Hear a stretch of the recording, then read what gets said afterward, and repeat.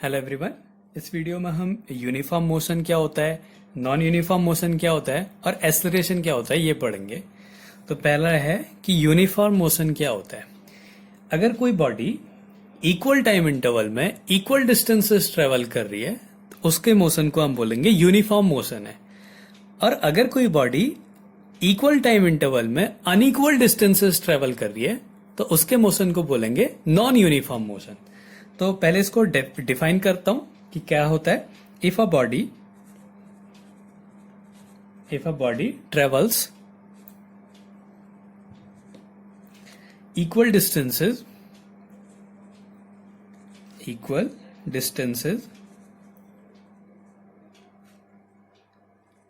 in equal interval of time,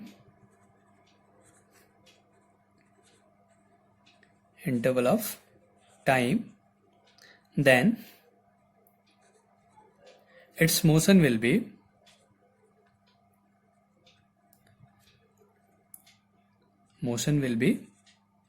uniform motion.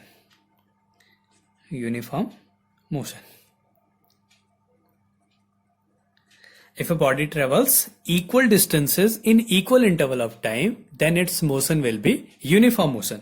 इसको graph से कैसे रिप्रेजेंट करेंगे। माना ये जो लाइन है, ये जो एक्सिस है, ये डिस्टेंस को रिप्रेजेंट कर रही है और ये वाली जो एक्सिस है ये टाइम को रिप्रेजेंट कर रही है। अब कोई बॉडी इक्वल टाइम इंटरवल में, माना वो 2 सेकेंड्स का टाइम है, कोई बॉडी 2 सेकेंड्स में 1 मीटर की डिस्टेंस ट्रेवल कर रही है, फिर अगले 2 सेकेंड में फिर 1 मीटर की डिस्टेंस, फिर 2 सेकेंड में 1 मीटर, मतलब जितना अगर हम एक टाइम टी फिक्स कर दिया तो उस फिक्स टाइम में फिक्स डिस्टेंस ट्रेवल करेगी। तो ऐसे मोशन को हम यूनिफॉर्म मोशन कहेंगे। तो जैसे माना पहले इतने टाइम में ये इतनी डिस्टेंस ट्रेवल करी, ये डिस्टेंस हो गया, ये टाइम फिक्स कर दिया हमने, हमेशा इतना ही गैप रहेगा इसमें। ये टाइम की जो गैप है वो इतना ही है। पहले 2 सेकेंड लिया, फिर 2 सेकेंड लिए, फिर 2 सेकेंड लिए, फिर 2 सेकेंड लिए, ऐसे ही उतना ही डिस्टेंस ट्रेवल करेगा। पहले इतना डिस्टेंस ट्रेवल करा, फिर इतना ही और डिस्टेंस ट्रेवल करेगा, फिर इतना ही और डिस्टेंस ट्रेवल करेगा।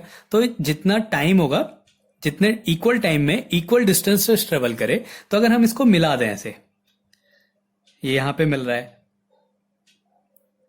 ये यहां पे मिलेगा, ये यहां पे मिलेगा, अगर हम इन सबको मिलाएं तो ये क्या मिलेगी, एक स्ट्रेट लाइन बनेगी। तो ये एक यूनिफॉर्म मोशन के ग्राफ है। वो क्या होगा, अगर हम उसका, ये पोजीशन है, ये टाइम है, तो पोजीशन टाइम ग्राफ ड्रॉ करें तो वो एक स्ट्रेट लाइन होगी। तो ये होता है यूनिफॉर्म मोशन। इसमें क्या होता है, body travels equal distances in equal interval of time. अब नॉन यूनिफॉर्म मोशन क्या होता है, अगला है non uniform motion. Non uniform motion में क्या करना है, अगर बॉडी इक्वल टाइम इंटरवल में इक्वल डिस्टेंस ट्रेवल नहीं करे तो उसके मोशन को बोलेंगे नॉन यूनिफॉर्म मोशन। तो इसकी डेफिनेशन क्या हो जाएगी, if a body travels unequal distances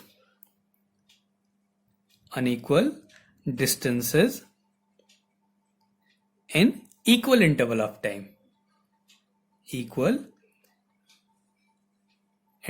of time, then its motion will be non-uniform motion.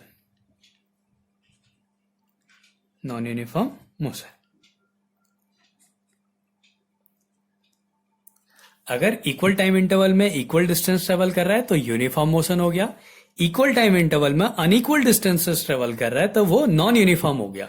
जैसे हमने यहाँ पे क्या लिया था, 2-2 सेकंड का टाइम लिया था और 1-1 मीटर की डिस्टेंस, पहले 2 सेकंड में 1 मीटर, फिर आगे 2 सेकंड में फिर 1 मीटर, फिर अगले 2 सेकंड में 1 मीटर, तो उसका ग्राफ जो है एक स्ट्रेट लाइन बनेगी। लेकिन अभी हमने क्या करा, अनइक्वल डिस्टेंस, पहले 2 मीटर में 1 मीटर, पहले 2 सेकंड में 1 मीटर चला, फिर आगे के 2 सेकंड में 2 मीटर चल गया, फिर आगे के 2 सेकंड में 5 मीटर चल गया। तो टाइम इंटरवल तो फिक्स है लेकिन जो डिस्टेंस ट्रेवल कर रहा है वो अनइक्वल है। तो ऐसे मोशन को बोलेंगे हम लोग नॉन यूनिफॉर्म मोशन। इसमें क्या होता है, जो पोजीशन टाइम ग्राफ होता है, ये पोजीशन और ये टाइम, तो जो ये पोजीशन टाइम ग्राफ होता है ये ऐसे होता है, ऐसा होगा या ऐसा होगा, मतलब स्ट्रेट लाइन नहीं होगी। तो ये क्या हो गया, नॉन यूनिफॉर्म मोशन हो गया। अब इसके बाद अगला टॉपिक है एक्सेलरेशन। एसेलरेशन क्या होता है? एसेलरेशन होता है rate change of velocity per unit time. It is rate change of velocity per unit time. Per unit time, rate change of velocity per unit time. अगर टाइम के साथ velocity में change हो तो हम उसको कहेंगे कि वो एसेलरेट हो रही है. जैसे हम लोग स्कूटी चलाते हैं, तो स्कूटी चलाते हैं तो कभी स्पीड कम हो जाती है, कभी स्पीड ज्यादा हो जाती है, तो हम क्या करते हैं, उसको एसेलरेट करते हैं. एसेलरेट करते हैं तो क्या होता है, स्पीड बढ़ जाती है. तो हमारी पहले कुछ स्पीड थी, फिर कुछ और स्पीड हो गई, तो उसको हमने चेंज करने के लिए क्या करा, उसको एसेलरेट करा. तो ये होता है एसेलरेशन. ये क्या होता है, rate change of velocity per unit time. Time का वेलोसिटी के साथ जो चेंज होता है उसको हम लोग बोलते हैं एसेलरेशन. तो इसका फॉर्मूला होता है, एसेलरेशन को ए से रिप्रेजेंट करते हैं, a equals to velocity upon time. Velocity को वी से upon time. Velocity upon time क्या होता है, एसेलरेशन होता है. अब अगर हमें इसकी यूनिट निकालनी है, अब यूनिट निकालनी है तो यूनिट के लिए क्या होगा, वेलोसिटी की यूनिट हमने पहले पढ़ा था मीटर पर सेकेंड होती है, इसकी यूनिट हो गई मीटर पर सेकेंड. और टाइम की यूनिट क्या होती है, सेकेंड. तो ये सेकेंड नीचे चला गया तो क्या हो गया, मीटर पर second square.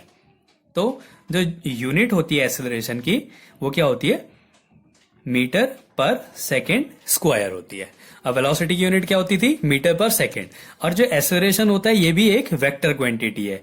It is a vector quantity. It is a vector quantity.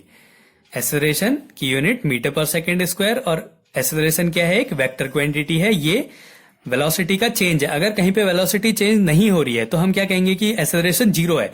वैसे ये फॉर्मूला इस तरीके से लिखते हैं, ए इक्वल्स टू, माना फाइनल वेलोसिटी v है और इनिशियल वेलोसिटी u है अपॉन टाइम. तो ये वेलोसिटी में चेंज है, कुछ चेंज होगा, इसको माइनस करेंगे तो कुछ वैल्यू आएगी, वो अपॉन टाइम जो है वो एसेलरेशन होता है.